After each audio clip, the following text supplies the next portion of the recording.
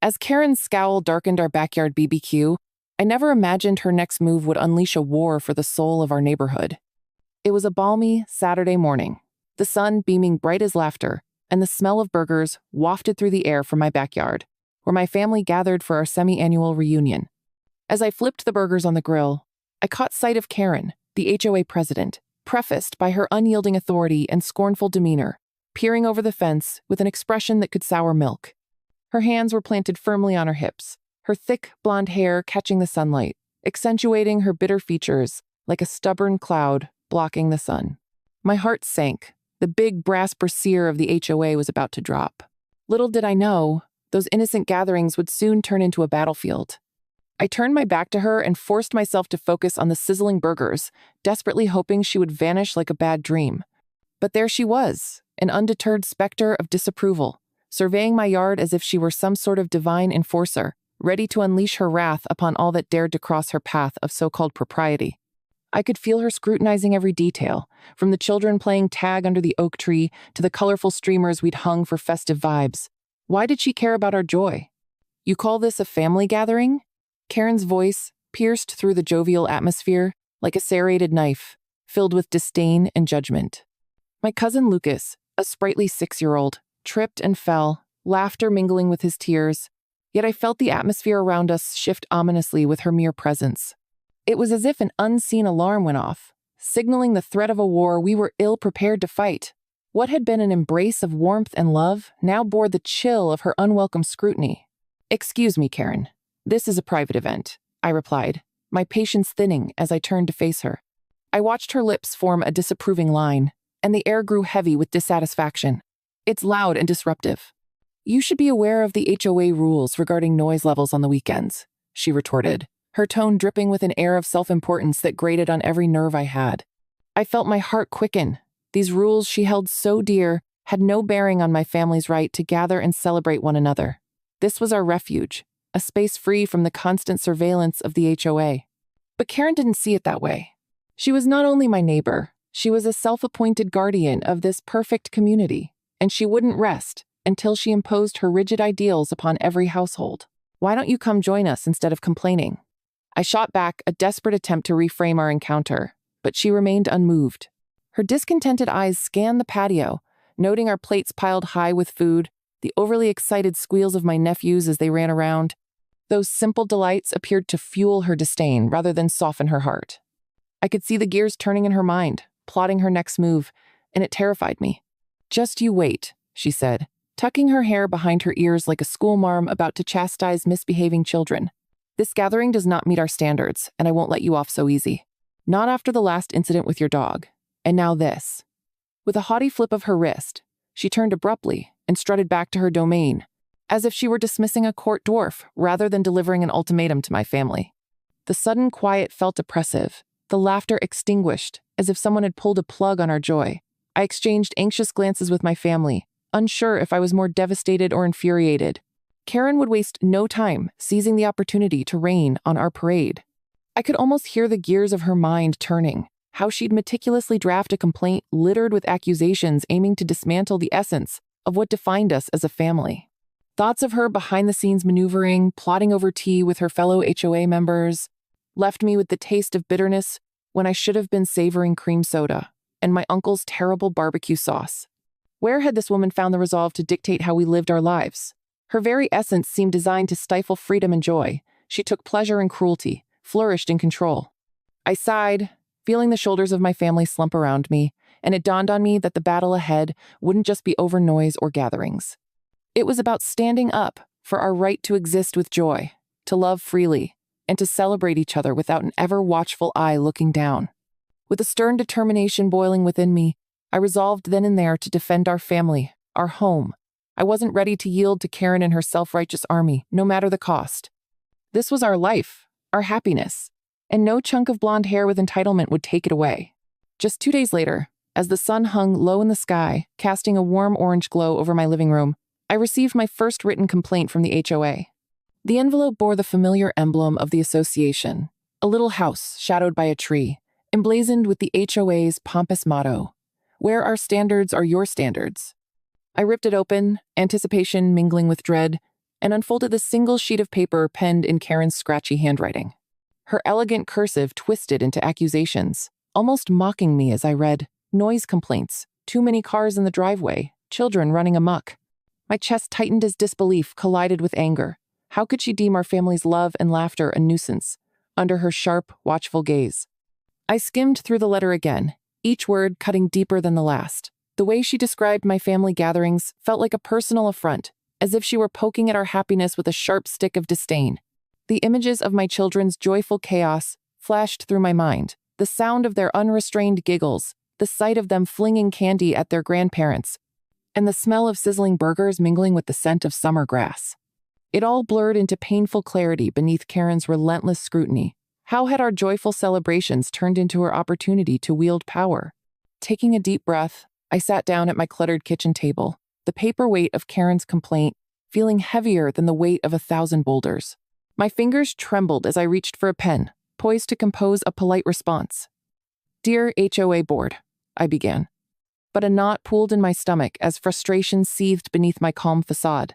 My words felt insincere as I drafted an appeal filled with passive phrases, all in an effort to remain respectful and avoid further conflict.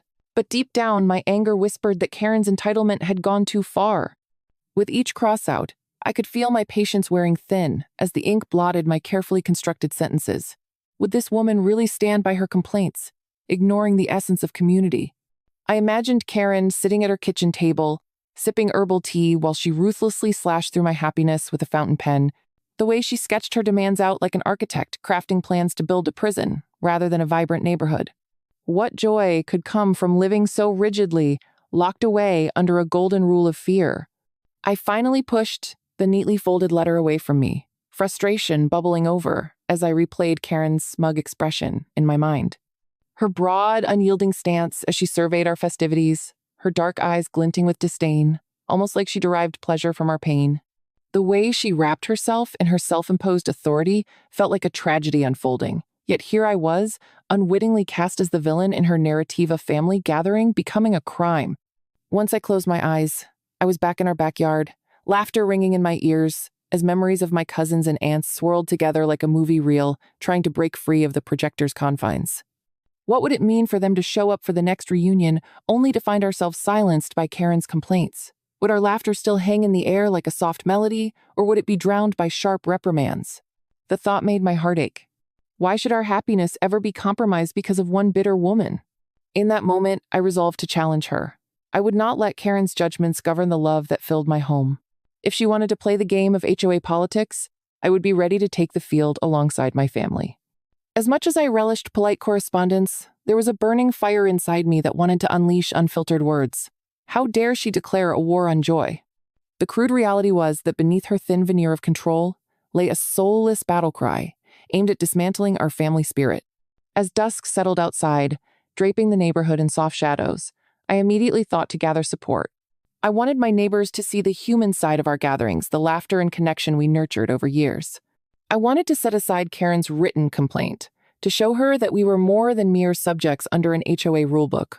We were a community, a tapestry woven from bonds of love, and no one had the right to unravel it. Fueled with this determination, I began to draft another letter, one filled with the promise of resilience punctuated by an invitation for my neighbors to join our fight for family joy against the tyranny of entitlement.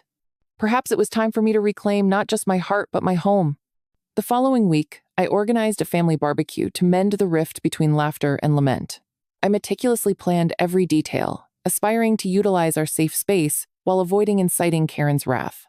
As the sun began to set, casting a golden hue around our backyard, I felt an electric excitement saturating the atmosphere. Burgers sizzled on the grill, the smell of sweet corn wafted through the air, and children shrieked with laughter as they chased each other through the grass, oblivious to the binding constraints of Karen's narrow-minded rules. I wanted this day to be a celebration of love, a resilient response to her growing antagonism. Just as I poured the last of the lemonade into bright red cups, a sinking feeling curled in my stomach.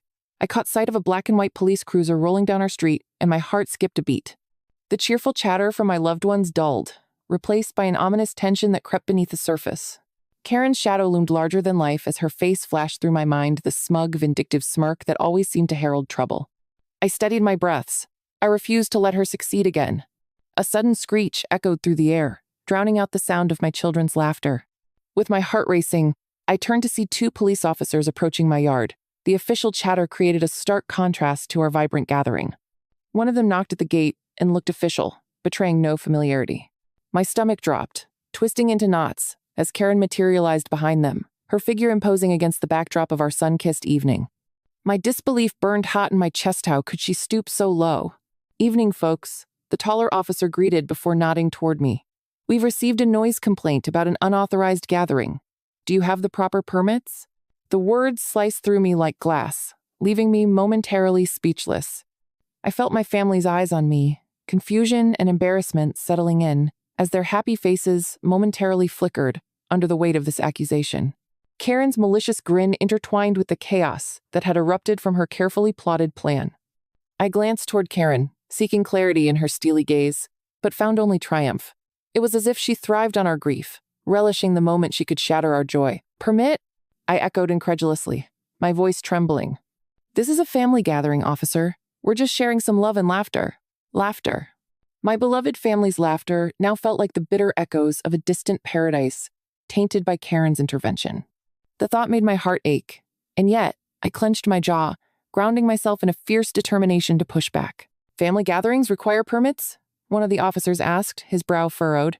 It seemed absurd, almost ludicrous, that we were standing here debating the legitimacy of love within our own home. I took a deep breath to suppress the rising tide of anger as I prepared to speak. I would not let Karen's cruelty define this moment. I would not let it extinguish the gratitude I felt for my family. This one gathering deemed a public spectacle would not become the death knell of our connection. As the officers conferred quietly, I turned to my family, wanting to shield them from whatever unkind turns this evening might take. The weight of betrayal coursed through me like an electric current, threatening to sever my ties with the people I loved most. I could feel their eyes filled with concern and confusion, and in that moment I realized it was not just our joy in jeopardy, but the essence of our bond. Would they think less of me after this debacle? Would they worry about the implications of our happiness? "Listen, we're just trying to celebrate together, as a family," I said, my voice unwavering now. "If we cannot come together in our own home, where can we share laughter and love? I assure you we mean no harm." At that moment, the sun dipped lower beyond the horizon, reflecting the tension that engulfed us. I took a step forward, feeling the ground beneath me pulse with the fight I felt brewing inside me. I would not relent. I would protect my family from the bitterness Karen wielded like a weapon. As one of the officers nodded, reluctantly acknowledging our plight, I could see Karen's brow tighten in response. It was then that I felt a surge of energy course through our gathering. I wasn't facing this battle alone. I had an entire clan sustaining me. The laughter that escaped from my kids danced in the air, a reminder of what we were truly fighting for, our right to exist freely and joyously as a family in our own lives. I would reclaim this evening. Police or no police, nobody could shatter our spirit like Karen attempted. The stakes had only escalated, but I was resolved. I would gather my family again, and we would be ready for whatever tyrannies haunted her heart. This night was not the end. It was merely the beginning of a fight to uphold our unity and joyful spirit against the forces that threatened to rip it apart. Days later, a cool evening settled over our neighborhood, the kind that shrouded the setting sun in a soft purple hue. I sat at my dining room table, a steaming cup of chamomile in hand, scrolling through the glowing screen of my phone. I'd received an announcement from the HOA that sent a chill down my spine. Karen was at it again, fueled by her vendetta against my family gatherings. She had called for a bylaw vote at the upcoming HOA meeting, a blatant attempt to impose limits on our home life by restricting gatherings and even prohibiting children from playing in yards after a specific hour. Who did she think she was? I exhaled sharply, anger flooding my veins. The audacity! I could already see her smug expression, the way her sharply defined features twisted into a smug grin as she took the stage, cloaked in her self-proclaimed authority and the deceitful charm she wielded over lesser minds. The idea that this issue would be put to a vote to our cherished family gatherings, against her self-righteous quest for control sent my blood boiling. But this time, I wouldn't be attending that meeting alone. I would arrive with my own army in tow. As the day approached, I reached out to family members, friends, and supportive neighbors, who were equally fed up with her reign of tyranny. Together, we crafted a plan. Each of us would share experiences of love, unity, and joy, born from gatherings in the heart of our homes. We would stand strong, undeterred, by Karen's misguided quest for conformity. I felt an electric charge of solidarity as we rallied, each person pledging their unwavering support. We were ready to battle against her attempt to stifle our spirit. When the night of the HOA meeting arrived, I stood at the entrance of the community center, heart racing with anticipation. The room was ominously packed, vibrating with whispers and shuffling feet, filled with nodding heads eager to conform rather than challenge the status quo. I felt our collective energy shift the atmosphere. It was heavy with a stagnant undercurrent of fear and resignation. In that moment, I clutched the hand of my daughter, hoping to draw strength from her innocent belief that everything would be okay. Yet, the moment I spotted Karen at the front, sitting gracefully with her customary commanding presence, I knew we were in for a grueling battle. Once the meeting started, Karen wasted no time. With her shrill voice slicing through the air, she drummed up a facade of concern while relaying the so-called negative impact our gatherings had on the neighborhood. My heart sank further as she painted us in a negative light to our laughter, depicted as chaos. Our togetherness spun into a nuisance. I looked around, spotting my friends nodding in agreement and murmuring their disdain for her distorted view. They were on my side, breathing life into the sentiment bubbling inside me. As I prepared to speak, my fingers wrapped around the edges of the podium, my resolve hardening. But just as I opened my mouth, intending to emphasize the importance of family and community bonds, a shocking revelation stunned me into silence. There was my mother, rising from her seat in the back, oblivious to the wave of fury and disbelief washing over me. She stood, clutching her purse tightly, as she expressed her support for Karen's proposed restrictions. A wave of humiliation crashed over me. How could she not see the harm in Karen's diabolical plans? Her voice echoed through the chamber, claiming it would maintain a peaceful neighborhood. My heart raced, and my gut twisted, feeling the betrayal cut deeper than any knife could have. As my mother extolled the virtues of conformity, I realized her stinging words had turned my steadfast allies into quiet spectators, their faces showing concern for my growing disgrace. It felt like it was happening in slow motion. My drive to battle back weakened momentarily, as thoughts swirled through my head, battling between loyalty to my mother and my fierce desire to protect my family's joy. Yet, in that moment of turmoil, determination coursed through me. I could not let Karen win. I would rise above this. I had fought too hard to let fear consume me. As a voice screamed within me, reminding me of all the laughter, love, and community we shared at our gatherings, a fire ignited inside. I met the eyes of my friends and family, recognizing their unity, and with renewed fervor, I stepped forward, ready to reclaim my voice. The time for fear had passed. Now was the time for action. It was no longer just about my family. This was about defending the spirit of my community against oppression. Devastated yet determined, I realized I had two choices: retreat or rise. It was more than a casual choice at this point. It was a matter of pride, community, and my family's happiness. Firing up my resolve, I orchestrated a counter-petition, gathering signatures from our neighbors who valued freedom over conformity. I spent days canvassing our street, knocking on doors, laying out my case with fervor and passion that even surprised me. The faces of my neighbors transformed from confusion to understanding, and many nodded in agreement, signing their names with a renewed spirit of rebellion. It felt as if I were rallying an army, each signature a bullet point in our arsenal against Karen's draconian measures. With newfound allies at my back, I prepared to confront Karen once and for all at the impending HOA assembly. As the meeting night approached, anxiety and anticipation coiled tightly within me. I gathered my crew at my home, a blend of supportive friends and neighbors who shared the same wearied frustration. We went over our speeches and anecdotes, honing in on the warmth and love of our community gatherings, the kind that brought us together instead of tearing us apart. We breathed life into each story, energizing one another in the face of impending confrontation with the unyielding, power-hungry gaze of Karen. The tension was palpable on the night of the HOA meeting as I stood at the entrance of the community center, heart racing with anticipation. The room was packed with residents, murmurs filling the air like a swarm of bees, buzzing incessantly. I spotted Karen at her usual perch, a smug look plastered across her face, surrounded by her minions who appeared ready to back her every word, each simply waiting for the opportunity to vilify the very essence of togetherness we cherished.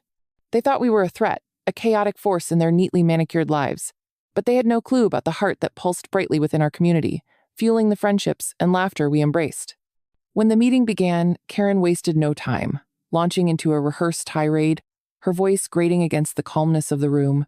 With an overzealous urgency, she filled the air with accusations sharp as daggers, hinting that our joyful gatherings were breeding contempt and chaos within the neighborhood. My heart sank further with each variable turned against us, her warped interpretation painting us unduly as the villains of our own narrative, as if laughter and joy were too outrageous for her sterile world. I could feel the undercurrents of discontent ripple through my allies as we exchanged glances of disbelief, chewing on the bitterness of Karen's lies. As I prepared to speak, grounding myself with adrenaline, I could see the weight of our collective journey hanging on my shoulders. This was not just personal. It was a fight for our right to gather, to love, and to thrive as neighbors. With each word I prepared to unleash, I envisioned the faces of my family, the laughter of children, and our bond as a community.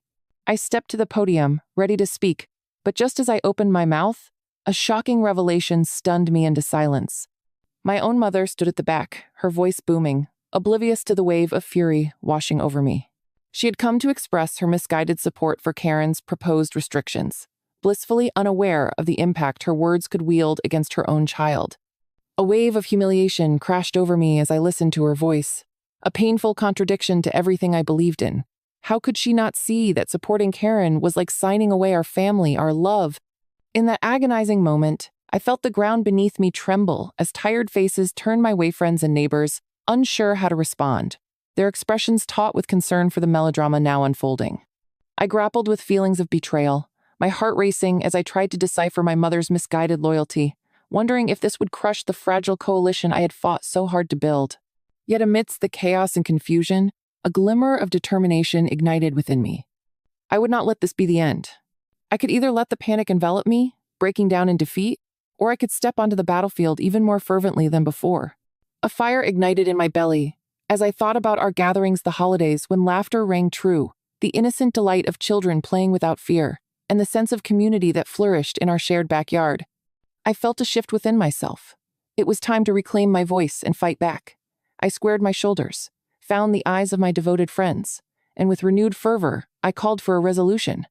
It was time to turn my pain, my confusion, and my sense of betrayal into a rallying cry for everyone who craved the joy we often took for granted. As I presented our case, my heart thudded loudly in my chest, but I pressed on, fueled by the solidarity of my allies. After I shared our heartwarming stories and statistics on community well-being enhanced by gatherings, I could see the tide starting to shift. Each signature on the counter petition embodied a voice, while every cheer echoed like a rebellious anthem against Karen's tyranny. The members of the community, finding their courage, began to stand and share their thoughts, taking my lead to express how vital gatherings had always been to the fabric of our lives. We had sparked a wildfire of solidarity. The vote was cast, and as the results rolled in, the oppressive atmosphere lifted, replaced by a palpable current of excitement and hope. The majority had voted against Karen's proposed restrictions, and a triumphant cheer erupted through the room. For the first time in months, I felt the weight of anxiety lift off my shoulders as the noise morphed into joyous celebrations, laughter bursting forth like confetti. That night we reclaimed our rights, and I watched as my family, once beleaguered and fearful, mingled with neighbors and friends, free to gather without the ominous shadow of Karen looming over us. Our home regained its laughter as the bitter taste of her power faded away, replaced by the delicious sweetness of freedom.